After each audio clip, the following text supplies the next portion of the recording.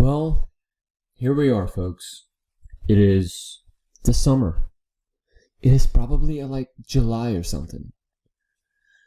And now you have to do this class. Yeah.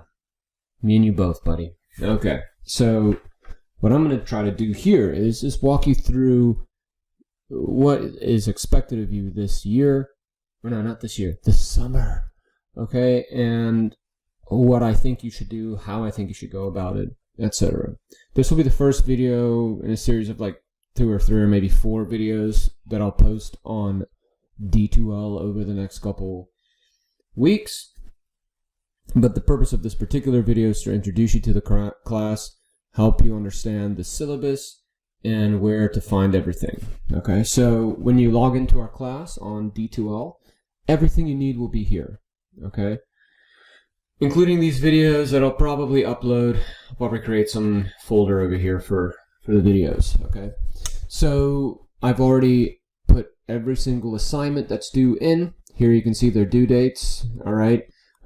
Because this is a shorter summer class, you all need to stay on top of the due dates, folks. This is not some regular semester where you can dilly-dally and then have a sad sob story at the end of the semester and then get the professor to allow you to hand in things late. That's unfortunately not going to be able to happen this time because of how fast-paced this is. You have to stay on top of things, folks. This is not playing around, okay?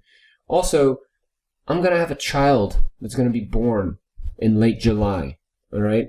So that's not an excuse for me to not grade anything or not do any work, but just keep that in mind, all right? So it is going to be a little stressful for me if you hand in a bunch of stuff, in towards the end of the semester, right? And I have this brand new kid that I'm dealing with, right? My wife's got postpartum depression and what other kind of crap I have to deal with, right? So the way I deal with the way I plan on dealing with that is by setting up particular days in the summer, right, to grade things. So I set out a 6-hour block after each due date, right? And I use that time to grade. That way you still get your graded work back within 48 hours of handing it in, right? But if you go and you have all kinds of sad sob stories, I'm going to have to grade things outside of those windows now, right? So by following the due dates, you're going to cause yourself less stress, and you're going to cause me less stress, okay? With that all being said, this class is already available, and right now we're in May, okay? So you can get started on this class already if you want. You can finish assignments ahead of time. That's not a problem, okay? It's just after the fact when it's a problem. And believe me, it's not going to be good for you or me if we hand in stuff late, okay? Alrighty, that's enough of that lecture, or whatever you want to call it. Okay, so if you want to find the syllabus, you're going to clickety-clack right here. Boom. There it is, all right? I've already clicked on it and downloaded it, so here's the syllabus. I'm going to go over this with you right now, and then I'll go over everything else, all right? So since this is an online class over the summer, I'm not going to be on campus, okay? But if you need to meet with me, Zoom, I prefer just a phone call or in person. If you need to have a discussion about, like, serious things like, I missed these assignments, I didn't do this, I can't do this, that needs to happen over email so that things are more transparent. And what I mean by that is if you ask for something and I give you a concession, right, and then I forget about it and you feel like you got, jacked over, well, then if it's an email, right, there's a paper trail of it. And if you want to lodge a complaint against me, you'll have the evidence to do so, all right? But also, you can just be like, dude, you told me in this email like 2 weeks ago that I could do this, right? So that's why I prefer, like, any sort of serious discussion about anything related to assignments, due dates, whatever. I prefer to have those on email because it leaves a paper trail and it protects you as much as it protects me. Because I've had students sort of misremember things, and then I have to remind them with with email. Okay, so it's just a means to protect both of us, and predominantly to protect you, because I know that based on what I've heard from advisees that the experience with different professors is not consistent. Okay, so these are the dates that the class is going to run for. Now, you can start immediately with this class, right? I don't mind you doing things ahead of time. In fact, I would encourage it, okay?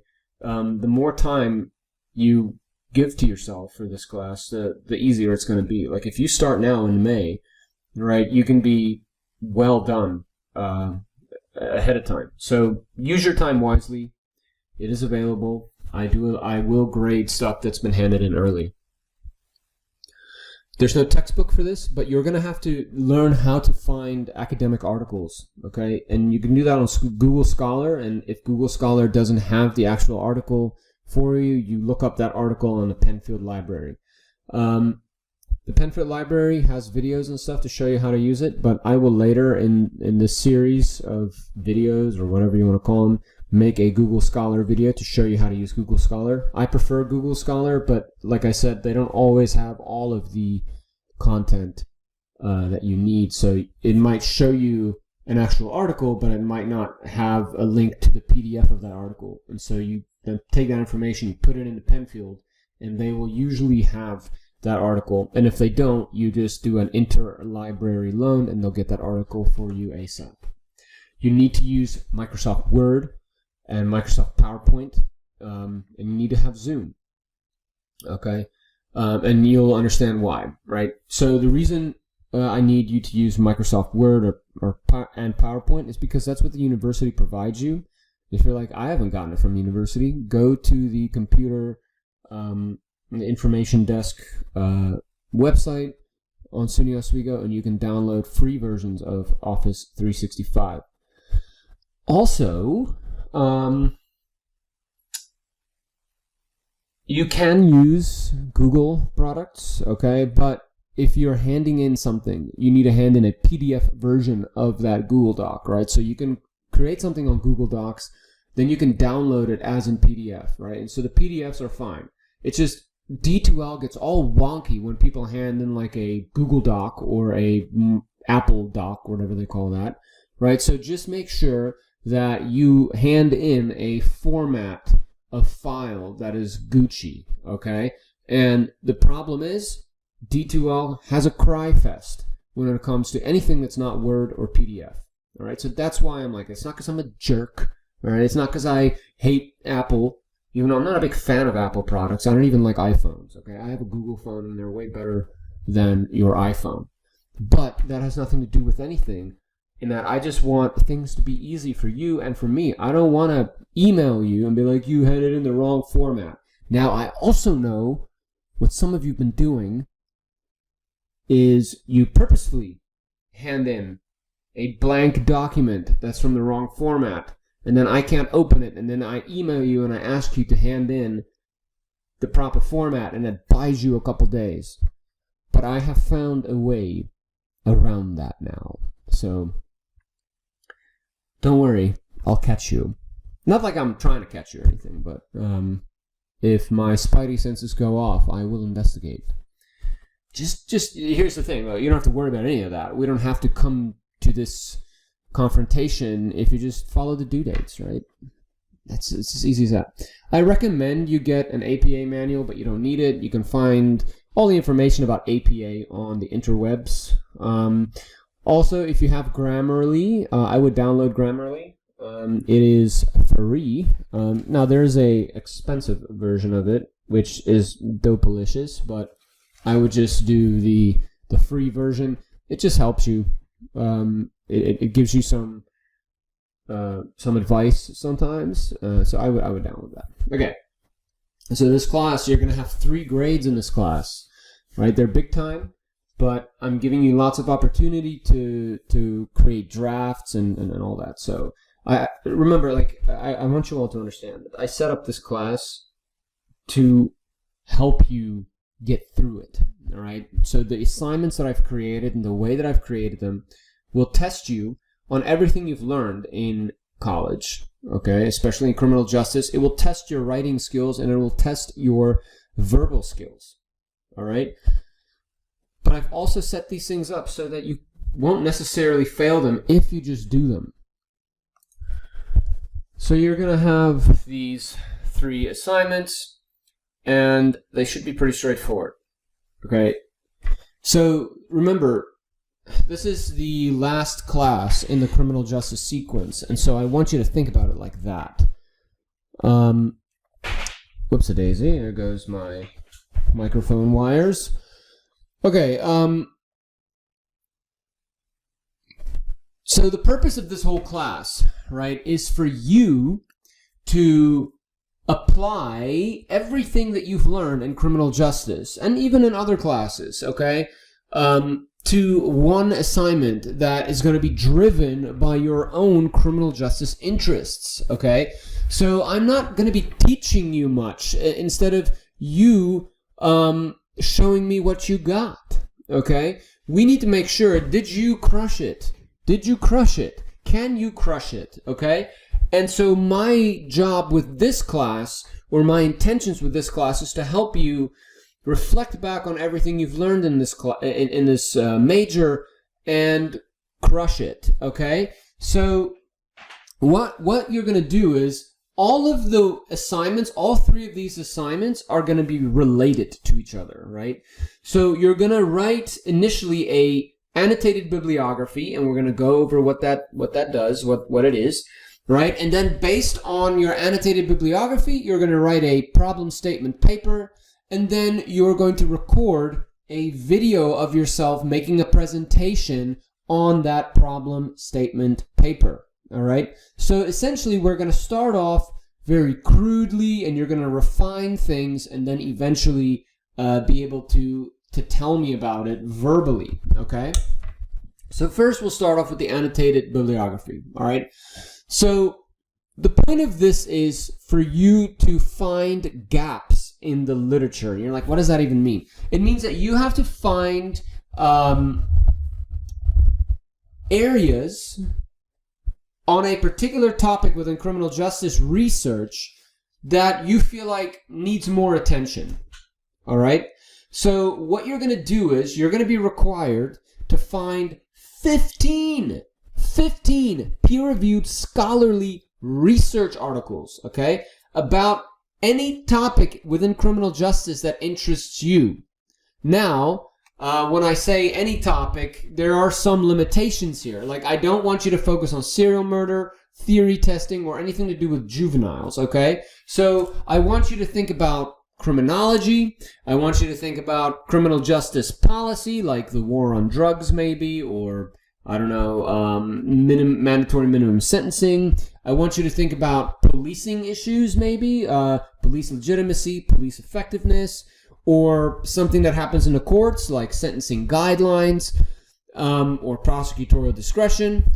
Or you can focus on, I don't know, corrections. How do we rehabilitate sex offenders? How do we rehabilitate drug offenders? How do we deal with recidivism rates, right? So I'm assuming that throughout you finishing your criminal justice major, there have been certain topics that have been interesting to you.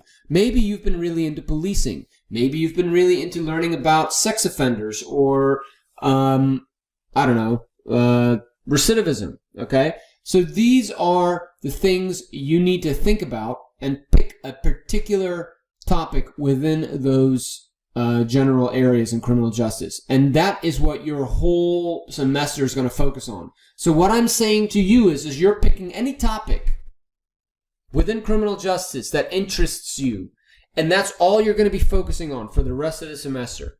All right? So instead of me putting things on you to do, you're saying, you know, I really liked learning about drug war, the drug war policies. I'm going to explore this further. Or you might say, I really enjoyed learning about how we rehabilitate people who are in prison, right? I'm going to focus on this more. Or I really enjoyed learning about police technology, right? So whatever interested you throughout your whole criminal justice college career, That's what you're going to focus on here, right? With a few caveats, such as, I don't want you going into juvenile justice, theory testing, or serial murder, because those areas of research are very cloudy, okay? And I want this to be easy peasy, lemon squeezy, okay? So, what you're going to do is you're going to pick one of those general areas, and then you're going to look at some research, right? And then so you're going to pick one research article within that area, and you're going to say, okay, I'm going to annotate this, right? And you're going to follow these 5 criteria I've set aside, I've put in here, right? You're going to pick an article, you're going to read it, you're going to do an annotation, you're going to say, okay, what should be the next step, right? Maybe you picked an article about, I don't know, recidivism, okay? And then you realize as you're reading this article, wow, recidivism is a pretty big problem. So maybe you want to look at what kind of research is out there focusing on ways to beat recidivism, right? And so then as you're reading about it, you're like, oh, one particular thing seems to be cognitive behavioral therapy. So now I'm going to go and look at all the research on cognitive behavioral therapy and how it's used in prisons, right? And I'm going to annotate each of those articles that I find until I have 15 articles total, okay? So the way that it works is with each article you find, no matter how broad or specific, those are the ones that you annotate, right? But as you go down that rabbit hole, your annotations need to become more specific to your topic, okay? So your first article might just be about recidivism in general. Your second article might be about ways that we combat recidivism, so they might span across educational programs, vocational programs, and psychological programs. And then one thing that might stick out to you might be cognitive behavioral therapy programs, and then the rest of your annotations should be about CBT, okay, or cognitive behavioral therapy.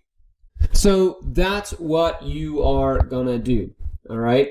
You're going to start off broad and you're going to hone it in based on whatever interests you, okay? Now, what I want you to do, though, is as you're finding these articles, email them to me, okay, to make sure that they are actually research articles and not some crappy journal article, like a journal, like a journalistic newspaper article, okay? This needs to be scientific research. It also cannot be a systematic review. So it can't be an article about other research. It must only be about original research, right? So sometimes what happens is you get like 20 people, they do research on the same topic, and then the 21st person comes and they say, you know what, I'm going to write an academic paper that sums up all of these 20 studies, right? We call that a systematic review. Systematic reviews are not good for this assignment, okay? For this one, I want you to look at those original studies, right? So that is something that I'm going to try to show you in a different video to discern between original research and systematic reviews, because I want you to only focus on original research for the annotated bib. These are the 5 questions that you're going to answer in no particular order in APA, okay? You're going to write a narrative, okay? So you're going to write paragraphs, okay? You're not going to number them. You're not going to bullet them. You're going to write paragraphs. You're not going to write one big block of text either. You're going to write paragraphs, and you're going to answer these 5 questions through those paragraphs, okay? And you're going to do 15 of these. Okay, I want each annotation to be about 300 to 500 words, meaning the total overall word count should be about 7,500 words, okay? You might say, yeah, that's a lot. It is a lot, but you're going to have to do this if you were to take this at a normal, a normal semester, okay? You're going to have to do this. In fact, you actually do a lot more writing if you were to do a normal semester. But in order to make this easy for you to pass, okay? What I'm doing here is you're first going to hand in a rough draft of this annotated bibliography, of this completed annotated bibliography, okay? So you're going to hand in a rough draft of it, and it's only going to be worth 10 points. I'm going to read it, and I'm going to rip it apart, okay? I'm going to give you feedback. I'm going to tell you what's wrong. I'm going to tell you what's right. I'm going to tell you where you need to fix things. I'm going to tell you what you need to keep, okay? And then I'm only going to grade that out of 10 points, so 10% of your grade. So if you royally screw it up and you get a 5 out of 10, right, you're still going to have a lot of opportunity to fix it because your final draft will be worth 40 points, okay? So your big screw up, okay, if you screw it up, your rough draft is only going to bear a little bit of weight on your final grade. And so I'll give you feedback. I'll tell you what's what. I'll tell you what you need to do in order to get 100, okay? And then you're going to fix it, and you're going to hand in your final draft, and that's going to be worth 40% of your final grade, okay? And so the total worth of this assignment is 50 points. But 40 points of those are going to be final draft form, meaning you're going to have received some feedback from me. Now, I will say this to you. The harder you work ahead of time, right, the better rough draft you hand in, the less work you're going to have to do for 40 points, okay? So be strategic about this. Work as hard as you can on the rough draft because then the 40 points are going to be the easiest 40 points you get, all right? So the same thing is going to go for this problem statement. It works the same way, okay? It is also the first, let's scroll down real quick here, right? Where the heck did I put it? Either way, the first part of this, okay, is going to be 10 points. The rough draft is going to be 10 points, and then the final draft is going to be 20 points, making up the 30 points, okay? So what's going to happen with the problem statement is you've now completed your annotated bibliography, right? You have drilled down to something specific, right? But what you haven't done is you haven't written a whole thematic paper, right? You've only taken single pieces of research, you've summed them up, you've told me something about them, and wham bam, you're done. But now I need you to think about all of those articles that you've just briefed, all those articles that you've just summarized, right?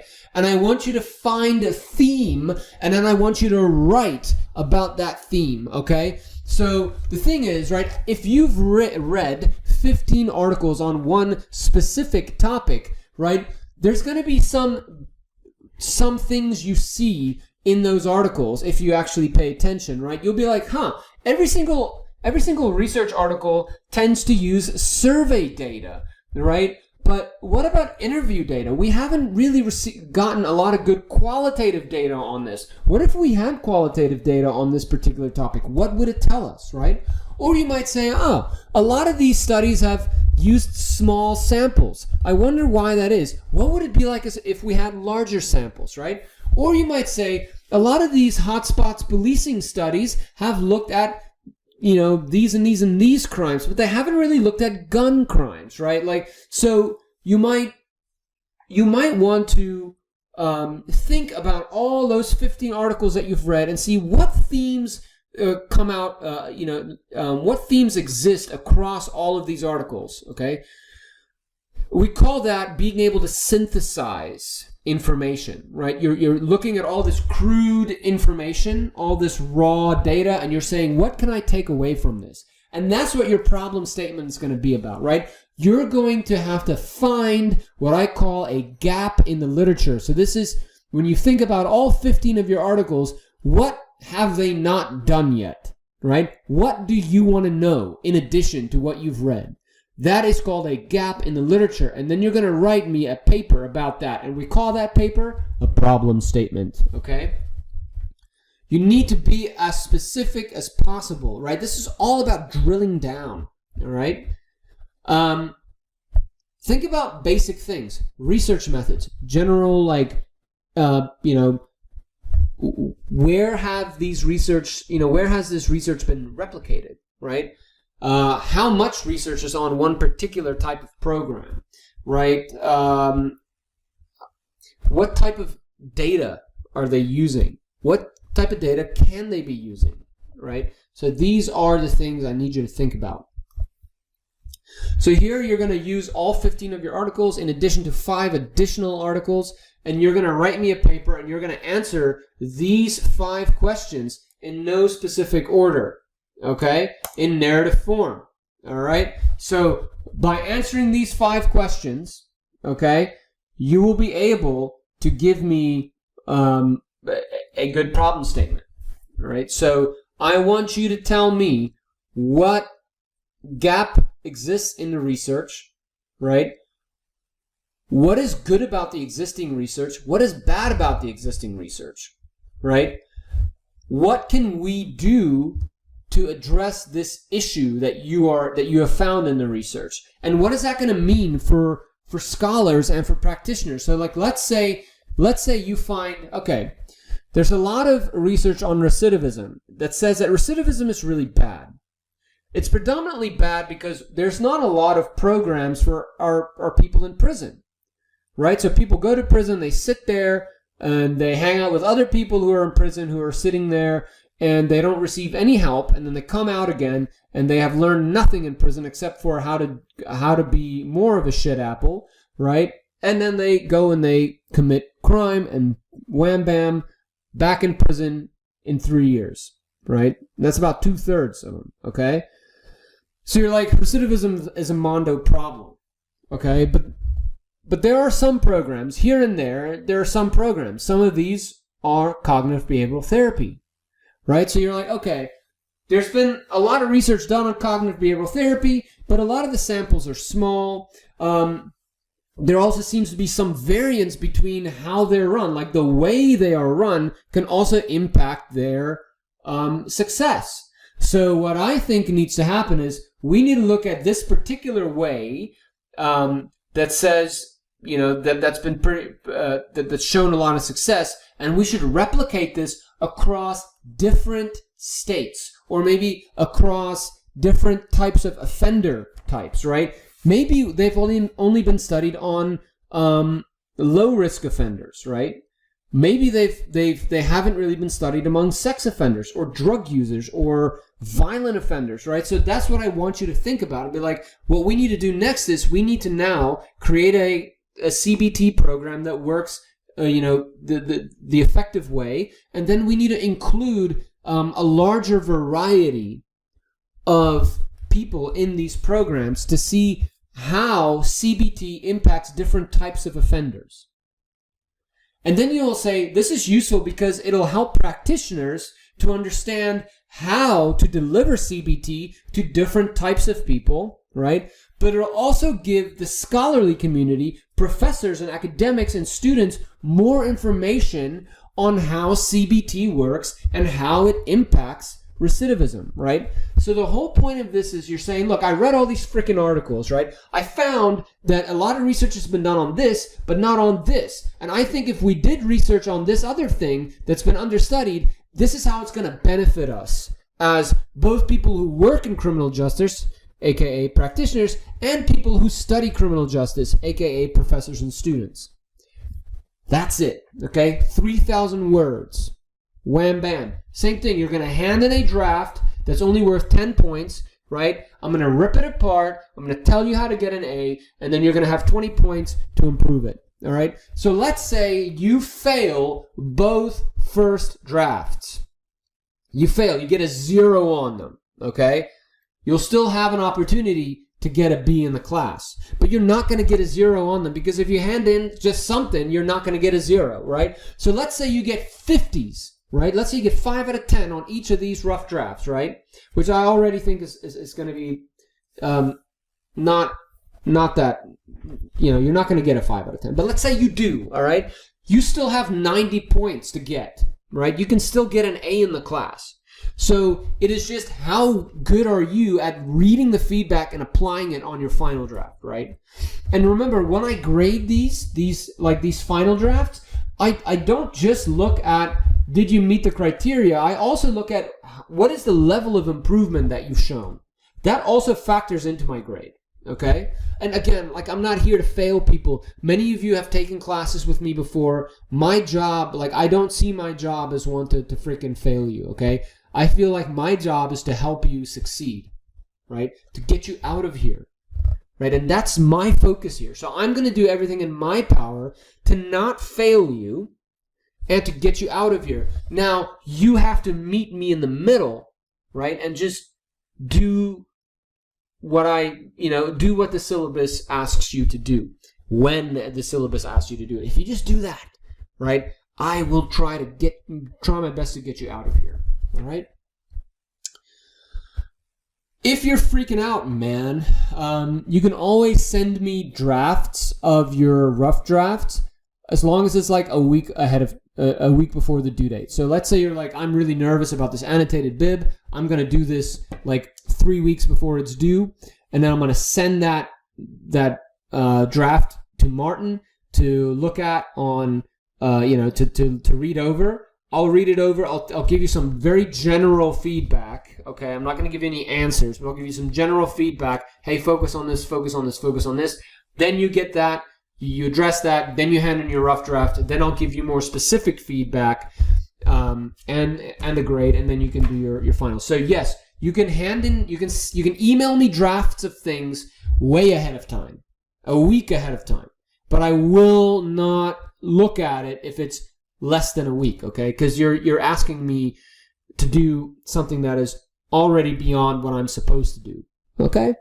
Okay, great. Then after you're done with this problem statement, you're going to create a PowerPoint or a Google slide presentation of about 5 to 7 slides where you are going to outline your problem statement, essentially. You're going to present what you've written in that previous paper, okay? You're going to answer these 5 questions. I would probably create a slide or 2 on each of these 5 questions, okay? You have no more than 10 minutes to do it, okay? So what you're going to do is you're going to open up Zoom, okay? You're going to create your beautiful little PowerPoint or Google Slides. You're then going to full screen it. You're going to open up Zoom. You're going to record your Zoom session, okay? You're going to share screen, and then you're going to present it, okay? And then you're going to save that video, and you're going to upload that video to D2L. Just like that. And then I'm going to watch that video, and I'm going to give you a grade on it. All right? It's that easy. It is that easy. All right? And here, it is important to be concise. All right? I do not want you to go over 10 minutes. I want you to show me that you can say things in a concise manner. Right? Use as few words as possible that are powerful. Because we have to. So the problem with this particular class is that I don't have a lot of freedom here.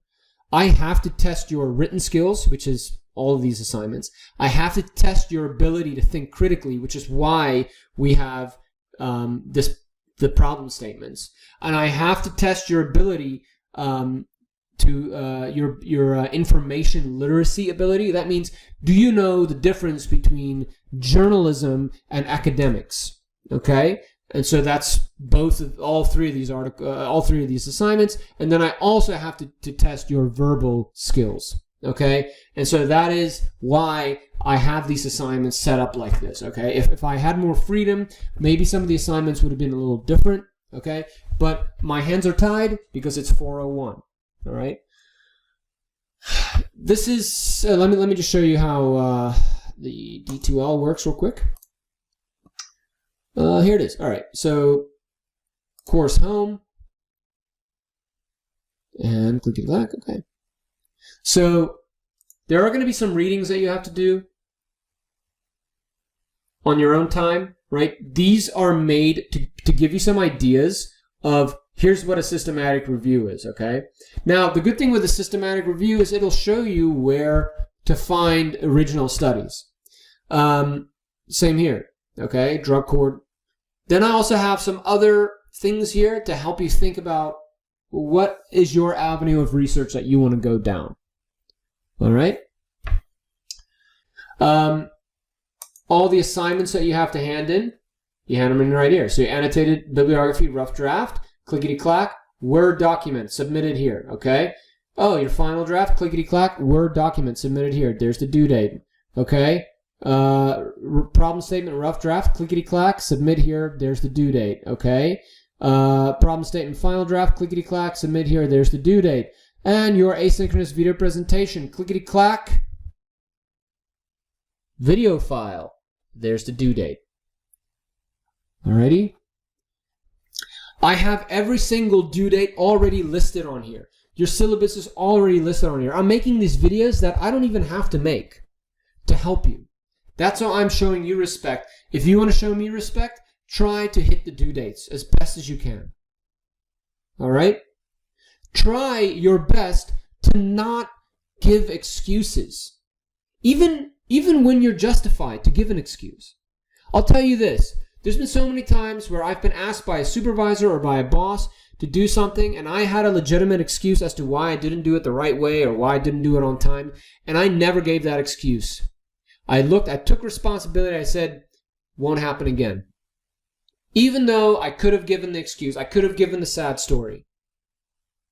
Because the problem is, professors and people who are high up in real jobs that you're going to be in, they hear excuses all the time, and people get jaded, right? When you hear excuses so much, you begin to question, are they even legitimate excuses? Are they embellished? Right? And you begin to take on this position that everyone is always lying to me. And so whenever I'm in a position where I've made a mistake, I've done something late, right? And my boss says to me, why did you do this? Why is this late? I don't appreciate it being late. I don't appreciate you making this mistake. And I could have been like, yeah, my car broke down. This person, in my life is X, Y, and Z. But I don't. Because I know that whatever excuse I give, they're not going to believe it anyways. So I just say, won't happen again. That looks a lot better in the eyes of the supervisor than it does when you give an excuse. They say, oh, this person's taking responsibility. Right? You look a lot better doing that. Now, I'm not saying, like, if someone in your life dies, someone in your life gets injured, if you get injured, right, you should tell me what's happening. All I'm saying is, when something goes wrong, and you think of a possible excuse that you can use, think, before you give me that excuse, just think about, what if I didn't give that excuse? What else could I say? Because just like a boss or a supervisor might respect somebody who takes responsibility, I will do the same thing, right? But again, if somebody in your life, gets extremely sick, somebody dies, something like that happens, you can ask any student who's ever taken a class with me. I don't even ask for documentation, okay? I'm going to believe you. If you tell me grandma died, if you tell me my brother is sick, if you tell me, I got into a car accident and I broke my leg, I'm not going to say, show me documentation. I don't want any of that. I'm going to trust you because you're an adult, I'm an adult, and I'm assuming that you're a decent human being. I'm assuming that you're not going to lie to me. Okay? So if we're all honest with each other, we can give each other maximum respect that way. Okay? Yeah, so again, this is not supposed to be a big old lecture, make you feel bad or whatever. I just want to tell you what's what, right? I respect you as a person. That's why I'm in this job. So if I didn't respect you, I wouldn't be in this job. I would be making more money, okay, with my PhD. But here I am. I want you to succeed, but I also want you to learn skills that are going to help you crush it in the real world. And those skills are writing skills, ability to take responsibility, thinking beyond the immediate excuse, and thinking about what are the long-term impacts of the decisions I'm making now. Right? That's what I'm trying to teach you with this class, this semester. All right? So if you have any questions, if you have any concerns, email me. If you need to know what happens when, here is our course calendar. Look it over. Here are the things that I want you to read. Okay? Read my feedback. Here are the due dates. Alright, you can do this. You can do this. I can do this. We're all going to do this. And everything is going to be fine. Alright? I'll see you all in the next video. Just chillax. And remember, chill vibes.